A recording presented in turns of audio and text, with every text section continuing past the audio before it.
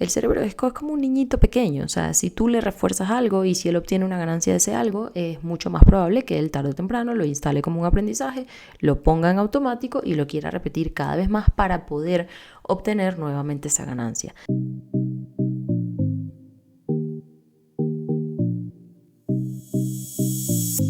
En el episodio de hoy vamos a hablar de cómo eliminar hábitos. Y digo eliminar un poco entre comillas, ya vas a ver por qué. No te preocupes, por supuesto que puedes deshacerte de ese hábito que no quieres tener y que no sabes por qué sigues repitiendo. Pero ya te voy a decir científicamente hablando por qué no hablamos de eliminar el hábito, pero ya vamos a entrar en materia. Yo creo que una de las frustraciones más comunes que me encuentro en mentoría y que nosotros también hemos experimentado es esa sensación de, pero, o sea, ¿por qué si yo sé que no quiero hacer esto y que no quiero este hábito en mi vida, lo sigo haciendo? ¿Por qué? ¿Qué me pasa? ¿No? Es como, y ahí entramos en esos bucles de pensamiento de no es que me falta fuerza de voluntad, es que me falta disciplina.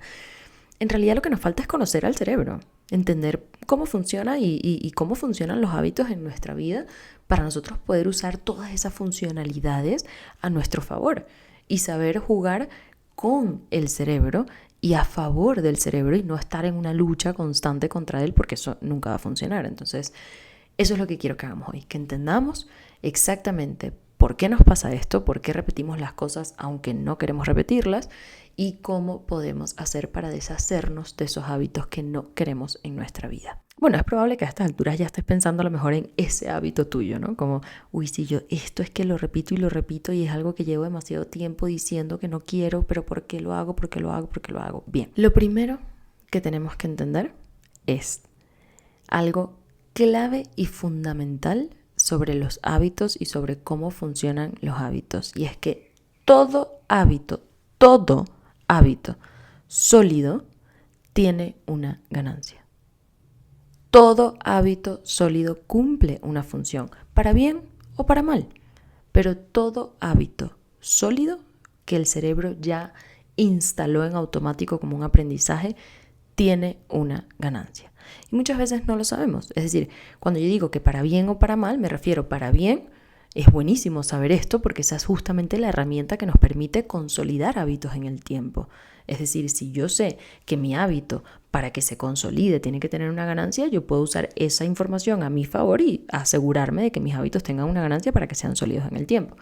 Ahora, para mal, que es lo que estamos hablando hoy, de bueno, porque este hábito que yo no quiero, lo repito y lo repito y lo repito, es lo que en psicología llamamos una ganancia oculta. Es decir, esa ganancia que este hábito me está dando y que es la razón por la que yo lo repito constantemente, es oculta, no la veo, no es tan tangible, no soy consciente de esa ganancia, entonces le llamamos una ganancia oculta. Y conocer esa ganancia oculta, que ese hábito que quieres, del que te quieres deshacer, te está dando, conocer la ganancia oculta de un hábito es el primer paso que nos permite romper ese hábito. O sea, no podemos romper un hábito sin entender primero cuál es la ganancia oculta que nos está dando. Y eso es un básico en psicología conductual. Todo comportamiento que se repite cumple una función, cubre una necesidad. Habiendo dicho esto, ojo, incluso si el comportamiento es negativo, o sea, quiero dejar eso muy claro, ¿no? O sea, el comportamiento puede no ser bueno, la recompensa puede no ser buena para mí, puede ser algo que yo no quiera, pero igualmente estoy teniendo una ganancia, porque si no, mi cerebro no lo repetiría. Entonces, es importante saber esto, porque el cerebro aprende por refuerzo. El cerebro es como un niñito pequeño, o sea, si tú le refuerzas algo y si él obtiene una ganancia de ese algo, es mucho más probable que él tarde o temprano lo instale como un aprendizaje, lo ponga en automático y lo quiera repetir cada vez más para poder obtener nuevamente esa ganancia. Ya vamos a hablar más adelante de cómo determinar esto, cómo saber verlo y cómo cambiarlo luego, pero de momento sigamos entendiendo el concepto, ¿sí? Yo lo que quiero es compartirte algunos ejemplos de casos en mentoría para que esto se pueda ver con más facilidad, porque yo sé que así como la ganancia es oculta, pues algo que es oculto y que no es tan visible a nuestros ojos no es tan sencillo de ver. Entonces quizá con ejemplos de afuera es más fácil que lo podamos ver nosotros luego adentro. El primer ejemplo que te quiero compartir fue una persona que, una de las tantas cosas con las que llegó, una preocupación bastante que tenía era como que que tenía el hábito de comer siempre algo dulce en la noche, o sea, era como inevitable y que llevaba mucho tiempo forzándose a no hacerlo y tal, pero era inevitable. Bien, cuando tú entras en ese hábito, tú dices, bueno, ¿cuál es la ganancia oculta? Por supuesto que yo te estoy diciendo ejemplos de personas reales, con lo cual esas personas tienen sus ganancias y a través de su contexto y de su vida y del entendimiento de su vida particular, pudimos llegar a estas ganancias. Eso no significa que todo hábito tiene alguna ganancia en específico, sino que son ganancias personales, ¿ok? Para nosotros. Por eso es que nosotros las tenemos que determinar. ¿Qué estoy ganando yo particularmente con este hábito? Porque no todos ganamos lo mismo, aunque el hábito sea muy parecido. Entonces, en esta persona en concreto, pues determinamos y nos dimos cuenta que la ganancia oculta que había detrás de ese hábito era el alivio del agotamiento del día, ese espacio, ese momento como de desconexión. Él sentía que en ese momento tenía como una desconexión, un alivio, le daba un cierre emocional al día y le permitía hacer una transición día-noche, ¿ok? Que esto es una necesidad que todos los seres humanos tenemos, lo que pasa es que no somos tan conscientes de ello, pero todos los seres humanos tenemos la necesidad de tener alguna transición del día a la noche para que el cuerpo entre en ese estado de descanso y de reposo. ¿Cuál es la necesidad que esta persona está cubriendo? Bueno, ese descanso mental, que es una necesidad que todos tenemos, esa transición día-noche de la que acabo de hablar, y básicamente regulación emocional, bajar la activación para poder entrar en esa fase de descanso y sueño.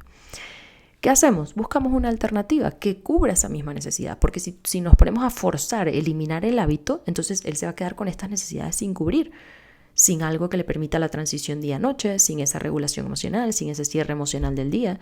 Necesitamos una alternativa. ¿Cuáles pueden ser esas alternativas? Bueno, un ritual de cierre del día, por ejemplo, como las rutinas de skincare, las rutinas de autocuidado, rutinas de relajación previas al sueño, ¿ok? Todo lo que esto es una cosa muy personal, pero a nivel global, por supuesto que hay ciertas acciones que a todos nos pueden llevar a esa transición día-noche y a esa desconexión. Entonces, los rituales, sobre todo de autocuidado, que tienen que ver con la piel, que tienen que ver con la higiene al final del día, suelen ser muy adecuados para conseguir ese estado de relajación y conseguir esa transición. Entonces, ¿qué hicimos? Buscar una alternativa que funcionara para él, pero que cumpliera la misma función y pudiese cubrir esa necesidad, porque esa necesidad no se puede quedar sin cubrir. El segundo ejemplo es una persona que, bueno, esto fue muy lindo y muy curioso al mismo tiempo, ¿no? Porque era una persona muy puntual en general en su vida y que podía cumplir con rangos muy puntuales, pero para las reuniones de trabajo fijo era impuntual. O sea, un hábito, pero clavado, que no hay manera que llegue a la hora de la reunión. ¿Qué encontramos como ganancia oculta? Bueno, que estaba evitando una incomodidad social, que por eso digo que las ganancias son muy personales, porque hay personas que no tienen esta incomodidad social de, por ejemplo, llegar de primero a una reunión, ser el centro de atención en un momento determinado, tener que hacer esa conversación un poquito más ligera antes de que las reuniones terminen de iniciar, pero en su caso sí, efectivamente, había una evitación a esa incomodidad social, a que hubiese un foco en él. Entonces, esto de ser impuntual en las reuniones lo está ayudando a reducir presión. ¿Cuál es la necesidad que cubre? Pues justamente esa, reducir ansiedad, reducir presión, evitar esa exposición, manejar más la presión que le puede generar una reunión de trabajo. Entonces, ¿cuál es la alternativa? La alternativa no es forzarse a toda costa a ser puntual. La alternativa es poder cubrir esa necesidad para poder entonces ser puntual. ¿Cómo lo hacemos? Haciendo preparaciones emocionales previas para las reuniones, teniendo una estructura de cómo manejar esa conversación previa, es decir, llegando más preparado para ese momento incómodo, y así el cerebro ya no lo quiere evitar porque ahora sabe cómo puede manejar ese momento. Por último, quizás no es un ejemplo tan específico, pero esto pasa mucho con los fumadores, las personas que fuman y que quieren dejar de fumar y no están entendiendo por qué no lo pueden hacer. Pues en los fumadores hay muchas ganancias, puede ser regulación del estrés, un alivio inmediato, una sensación de pausa, pueden ser todas también, puede ser es una estimulación dopaminérgica porque efectivamente es eso para el cerebro y para el cuerpo. Entonces cubren necesidades de regulación, de desconexión, de tomar pausas, ¿sí? Y aquí hay muchas alternativas, pero lo primero es hacer una regulación de los hábitos clave, que es la base de todo, para que el pilar sea lo suficientemente fuerte y sostenible, es decir, no es que de un día para el otro se va a cambiar, sino sino que primero nos aseguramos de tener unas bases sólidas que puedan sostener y luego nos encargamos de tener una mejor gestión del estrés, una mejor gestión de la ansiedad, tratar de cubrir esa necesidad de pausa, de desconexión, ¿ok? Con otros rituales y otras rutinas. Lo importante es saber que detrás de todo hábito que repetimos una y otra vez, que no entendemos por qué, aunque no lo querramos en nuestra vida, hay una ganancia y hay que detectar la ganancia oculta para poder entonces decir, bien, yo puedo cubrir esta necesidad con esta otra alternativa. Y a eso me refería al principio cuando puse eliminar, entre comillas, ¿no? Cuando hablábamos de eliminar hábitos, porque realmente, científicamente hablando, no eliminamos hábitos, lo que hacemos es sustituirlos, porque aprovechamos la fuerza que hay ahí de poder disparar una acción o de saber que se necesita alguna recompensa o que se está cubriendo alguna necesidad, y lo que hacemos es sustituir el cómo nosotros cubrimos esa necesidad o esa función que ese otro hábito que queremos eliminar está. Entonces realmente lo que hacemos es sustituir. Bien, el cerebro no está diseñado para construir aprendizajes y automatismos pensando en el futuro. Y eso lo tenemos que tener muy claro, porque si no, nuestra vida se convierte constantemente en luchar en contra del cerebro, y luchar en contra del cerebro no tiene nada de sentido. La idea es usar el cerebro a nuestro favor y todas sus funciones a nuestro favor. Entonces, es importante entender esto. El cerebro no está diseñado para pensar en el largo plazo y para activar automatismos pensando en los frutos del largo plazo. El cerebro está diseñado para dos cosas: minimizar amenazas, ¿ok? Que eso sería básicamente ese impulso de evitación, ¿no? Eliminar por completo cualquier cosa que pueda ser amenazante, y no necesariamente amenazante significa un león que me va a matar. Amenazante puede ser, por ejemplo, esa incomodidad de la reunión, amenazante puede ser alguna conversación incómoda, amenazante puede ser estrés, ansiedad, etc. Y por otra parte, maximizar todo lo contrario, el alivio inmediato, o sea, placer, buscar placer rápido, fácil, como sea. ¿Sí? Entonces, sabiendo que nuestro cerebro funciona así, nosotros podemos facilitarnos mucho más el camino hacia esa vida que queremos construir. Además, es importante aquí entender, sobre todo cuando somos personas de alto rendimiento, que queremos ser productivas, que queremos rendir más, que queremos hacer muchas cosas, etc. En momentos de estrés y fatiga, domina el sistema límbico. Y el sistema límbico, dicho de una manera muy simple, es básicamente de rapidez y de emociones. Simple. No domina la corteza prefrontal. Nosotros quisiéramos que todo el día esté dominando la corteza prefrontal, pero no es así. Nosotros tenemos una fatiga propia del ser humano y llega un punto en el que ya no domina la corteza prefrontal. Y cuando hay estrés y hay ansiedad y tal, pues mucho menos. Y la corteza prefrontal no domina en este momento, que es que esa parte nuestra racional, consciente, que puede tomar decisiones quizás un poco más alineadas con lo que en ese momento quisiéramos escoger, etc.